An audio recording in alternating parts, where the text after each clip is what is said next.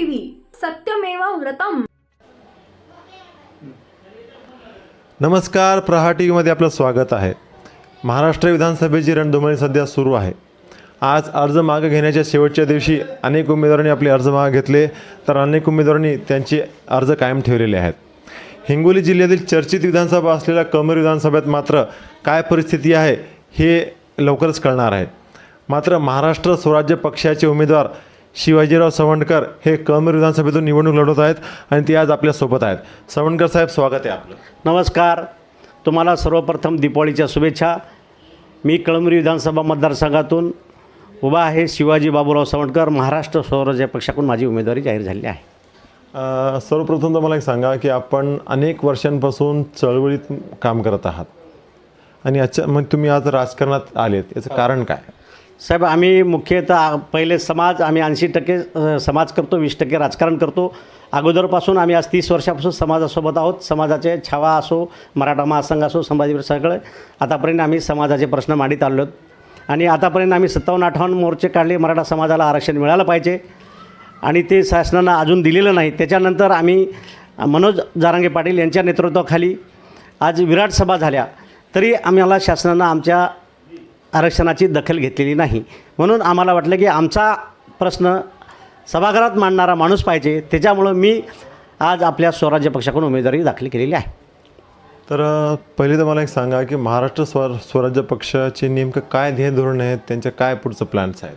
साहेब, महाराष्ट्र स्वराज्य पक्षाचे ध्येय धोरण आहेत की सर्वप्रथम तरुणाच्या हाताला काम आणि त्या मतदारसंघात MIDC झाली पाहिजे, बेरोजगारी कमी झाली पाहिजे, सिंचनाचे प्रश्न सुटले पाहिजे, शिक्षणाचा प्रश्न सुटला पाहिजे, आरोग्याचा प्रश्न सुटला पाहिजे, हे आमचे प्रश्न आहेत।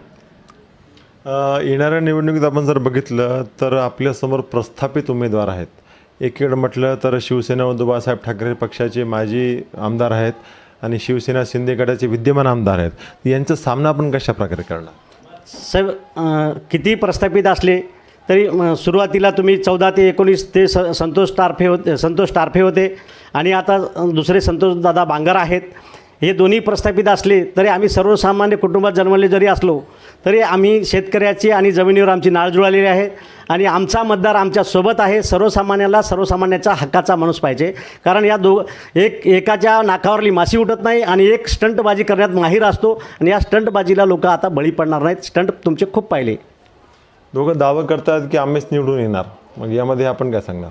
साहेब, बरोबर आहे, ते कोणी आता उभं राहिलेला उमेदवार म्हणतो की मी पण म्हणतो की मीच निवडणार, कारण मी पण म्हणतो निवडून येणार, ते पण म्हणणार निवडणार।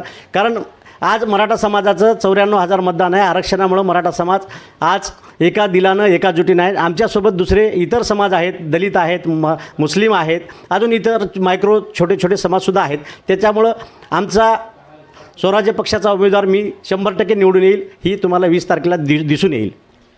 लोकांनी आपल्याला मतदान का करावं? आपण काय म्हणून मत मागणार आहात?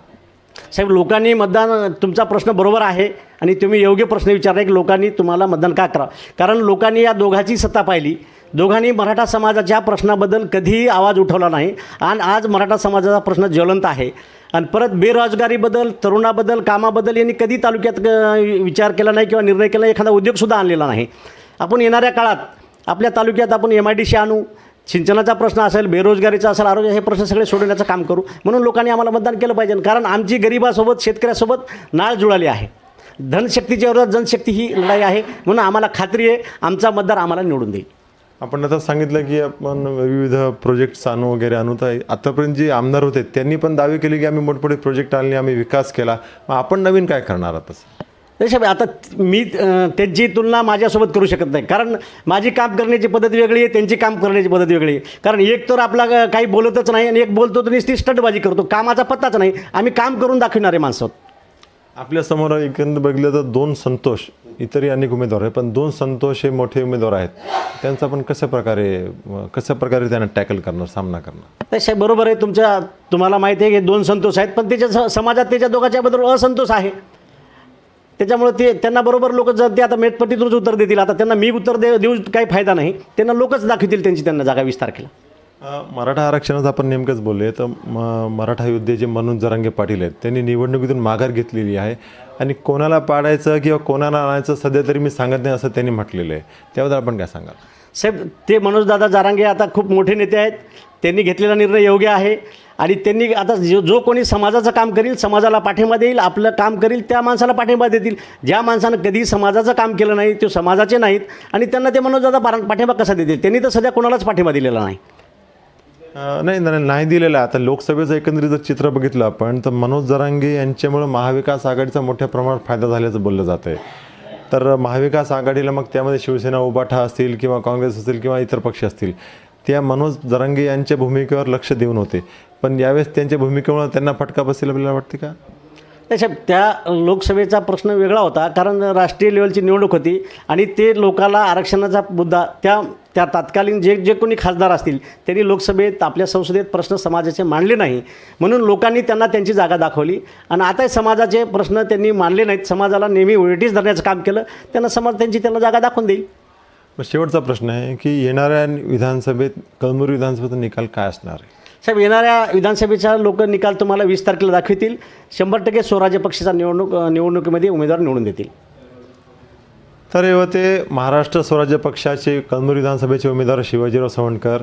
येणाऱ्या विधानसभेचा निकाल हा आश्चर्यकारक असेल, यामध्ये महाराष्ट्र स्वराज्य पक्षाचा उमेदवार नक्कीच निवडून येईल असा ठाम विश्वास त्यांनी व्यक्त केला आहे. कन्हैया खंडेलवाल, प्रहार TV, हिंगोली.